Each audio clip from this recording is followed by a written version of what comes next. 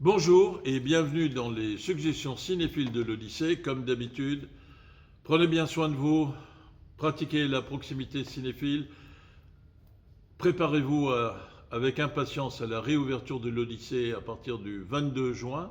Nous sommes aujourd'hui le 12 juin et n'oubliez pas d'exercer votre vigilance démocratique pour ne pas être infantilisé ou transformé en esclave consentant. La suggestion cinéphile d'aujourd'hui, c'est la numéro 73 et elle est consacrée à un film important dans l'histoire de l'Europe et l'histoire du cinéma, Le mariage de Maria Braun de Fassbinder, Rainer Werner Fassbinder. Le film date de 1979. Alors, un mot d'abord sur Fassbinder. C'est un homme qui est né le 31 mai 1945, donc tout de suite au sortir de la guerre, au moment où la guerre se termine plus exactement, et au moment où pour l'Allemagne c'est l'année zéro.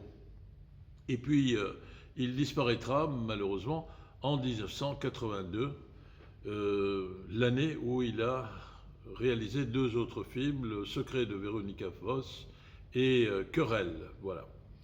Alors Fassbinder, il commence au cinéma après avoir été très impliqué dans toutes les activités artistiques et notamment théâtrales, pour lesquelles il continuera de garder, même en tant que réalisateur, beaucoup d'intérêt. Il participera à un certain nombre de mises en scène, voire il sera présent comme acteur dans un certain nombre de pièces. Fassbinder commence à véritablement filmer au milieu des années 1960 et il fait partie de ce phénomène générationnel qu'on a appelé le nouveau cinéma allemand, qui avait été lancé à partir des années 60-61 par Alexandre Kluge, Volker Schlöndorff et quelques autres encore, dont Fassbinder, Werner Herzog, etc. En 1979, il réalise Le mariage de Maria Braun, juste après avoir réalisé un documentaire qui s'appelle L'Allemagne en automne.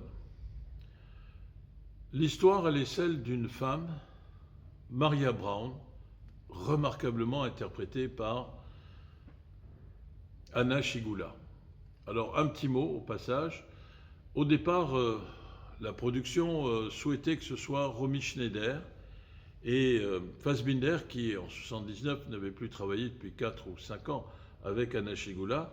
Il n'était pas tellement emballé par ce choix et il va même, parce que parfois il avait des procédés ou des comportements qui n'étaient pas le summum du raffinement et de la délicatesse, il faut bien le dire, eh bien, il va faire une déclaration à la presse en disant que Romy Schneider est une conne.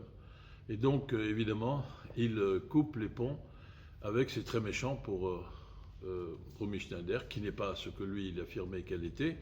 Et comme ça, il aura le champ libre pour pouvoir travailler avec Anna Schygulla. Le mariage de Maria Braun commence par une explosion et se termine par une explosion. Qu'est-ce qui se passe dans l'intervalle? Eh bien, on va essayer juste de vous en donner quelques idées sans dévoiler la fin, mais en essayant de vous dire pourquoi ce film est absolument intéressant, terriblement intéressant. Le film commence en 1943. Maria Braun et Hermann Braun sont sur le point de se marier et un mariage minute, pourrait-on dire, qui est interrompu par un bombardement. Et c'est là qu'on voit un pan de mur qui s'écroule dans la mairie où se déroulait le mariage, avec accroché à ce pan de mur qui est en train de s'écrouler, un portrait de Hitler. Donc la métaphore, elle est évidente. Ça renvoie aux ruines de l'Allemagne, les ruines telles qu'elles ont été provoquées par l'infâme politique nazie de Hitler et de tous ses acolytes. Immédiatement après ce mariage, le lendemain, Hermann Braun est obligé d'aller au front, il est militaire, et il disparaîtra au front. Il sera même porté disparu et plus exactement mort. Et donc, j'ai dit que c'était une métaphore le début, et on pourrait même dire que le personnage de Maria Braun est une métaphore de la société allemande, en tout cas indiscutablement aux yeux de Fassbinder. Une métaphore qui mélange la petite histoire, celle d'un personnage particulier, avec la grande histoire, avec un grand H, bien sûr. Et le film nous donne l'occasion de montrer toutes les étapes des souffrances et du calvaire, provoquées par l'adhésion, ou en tout cas l'acceptation, ou le fait qu'on a été obligé de subir, comme vous voudrez, le joug du pouvoir nazi, mais un désastre, un calvaire, qui est lié à des facteurs endogènes à la société et au pouvoir politique, qui étaient ce qu'ils étaient de 1933 à 1945. Et donc, Anna Schygulla,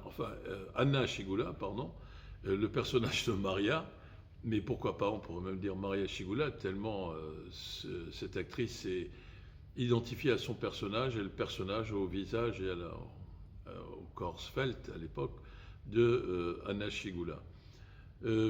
Anna Schygulla va connaître donc toutes les étapes du calvaire que rencontre la société allemande, les souffrances, les privations, la misère, la destruction, la faim, le froid, et l'obligation pour survivre, de se livrer à toute une série de combines.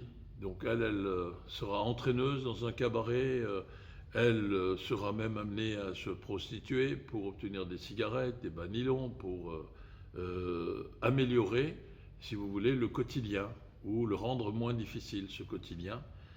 Et ces pérégrinations vont l'amener à être la maîtresse d'un GI américain, c'est-à-dire l'armée qui a vaincu, d'un des pays qui ont vaincu l'Allemagne nazie, et pire encore, entre guillemets, pire encore du point de vue des lunettes racistes du nazisme, un GI qui est un noir. Et donc elle va avoir une relation avec lui, et ça va lui apporter un certain nombre d'avantages, évidemment, pour améliorer le quotidien. Et c'est à ce moment-là que Hermann Braun réapparaît au grand jour. Il y a une bagarre qui se déroule entre Hermann Braun et le GI américain, et Maria Braun va assommer, mais il en mourra, le pauvre, le personnage, pas l'acteur, et qui en mourra. Elle va l'assommer avec une bouteille d'alcool. Et donc c'est intéressant de voir que chez Maria Braun, il y a pratiquement une insensibilisation.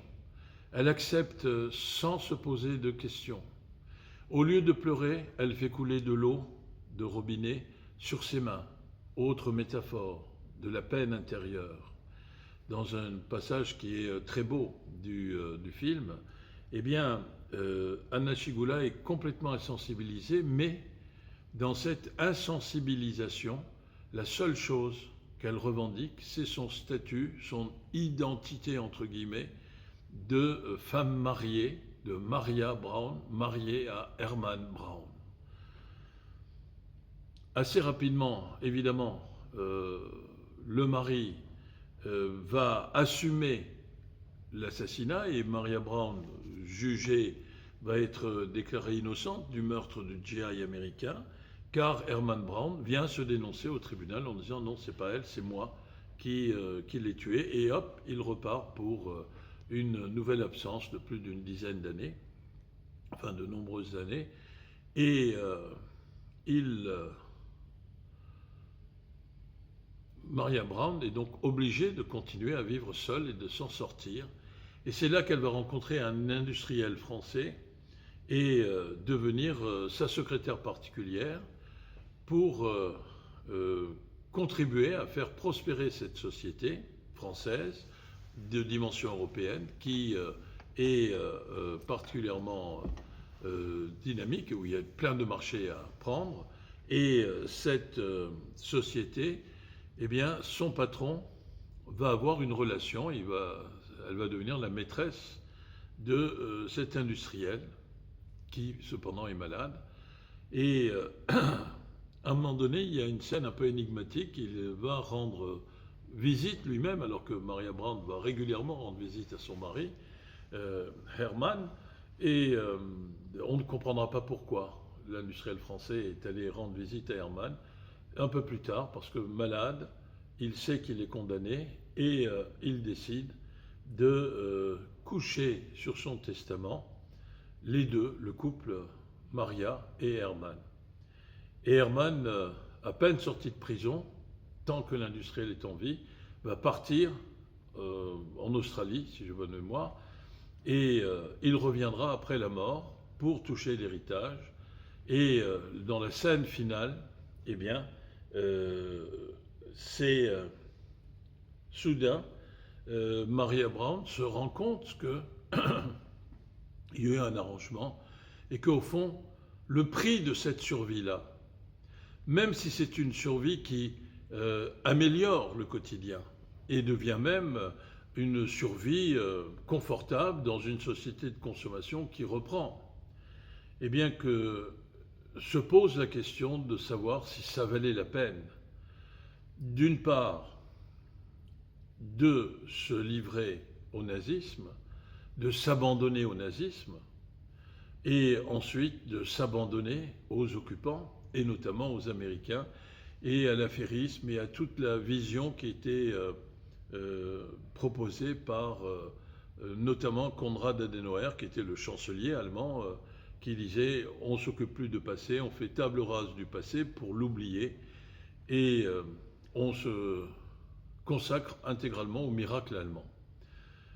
D'ailleurs, à la fin du film, il y aura 3 photos en négatif, enfin plusieurs photos de leaders politiques réels allemands, Adenauer et Kissinger, et en dernier, Helmut Schmidt, le seul d'ailleurs dont l'image en négatif va se transformer en image en positif, parce qu'en 1979, c'est bien lui qui est le chancelier de l'Allemagne et qui était impliqué dans ce qu'on a appelé les années de plomb pour lutter contre la bande à Bader, la RAF, Rote Armee Fraktion, et qui avait basculé dans la lutte armée du terrorisme, mais qui avait été cette dérive qu'on ne peut pas accepter, à dénoncer bien sûr. Cette dérive avait été motivée par le dégoût de l'hypocrite amnésie d'une société qui n'a pas voulu voir sa part de responsabilité dans toutes les tragédies, les massacres perpétrés par le régime nazi. Et donc, le film se termine par une explosion dont qui est présentée d'une façon ambivalente, ambiguë, dont on peut croire que soit c'est un acte manqué, soit c'est un acte délibéré. Pour ma part, je pencherai plutôt pour l'acte manqué, mais c'est justement le propos du réalisateur, c'est de laisser au spectateur le soin d'interpréter et donc de s'impliquer lui-même. Et ce qui est intéressant à noter, c'est que dans la scène finale, dans la maison de Maria et de Hermann Brandt, qui sont enfin réunis ensemble et qui viennent de toucher un héritage important, pardon, eh bien, il y a la retransmission, puisqu'on est en 1954, de la finale de la Coupe du Monde entre l'équipe d'Allemagne et l'équipe de Hongrie, avec un commentaire qui est fait par un journaliste sportif, et ça c'est mon ami Sylvain Schirman qui me l'a dit, qui était déjà commentateur de radio et de sportif durant la période du nazisme. Donc c'est le même qui crie « Victoire, victoire de l'Allemagne », comme si cette victoire, eh bien, permettait de prendre une partielle revanche sur la défaite, la capitulation et l'effondrement dans lequel le nazisme avait précipité l'Allemagne, la société allemande. Et de ce point de vue-là, évidemment, il y a dans cette métaphore de l'histoire de l'Allemagne beaucoup de profondeur de réflexion. Et c'est la raison pour laquelle je vous invite à voir, revoir, voir encore une fois si c'est nécessaire, ce grand film de Fassbinder, Le mariage de Maria Braun. À très bientôt, merci, au revoir.